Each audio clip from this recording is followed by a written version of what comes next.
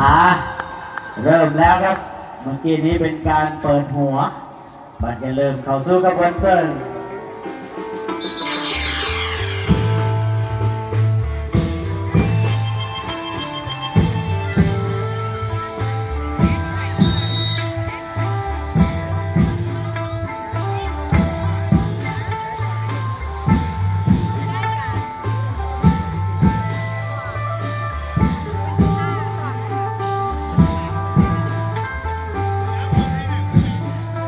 สำหรับกินนารีนะครับมาในชุดเสื้อสีชมพูสีกุหลาบ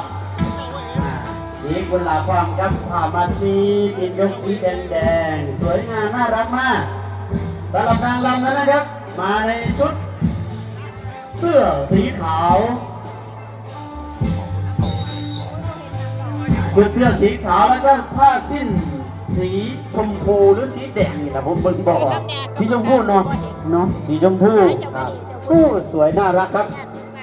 เอาพี่น้องที่บ่มีส่วนเกี่ยวข้องก็จะยับเข้าไปใกล้แถวนางล่ำเลยเด้อ เดี๋ยวมือเขาเจ้าสิจกตาเลย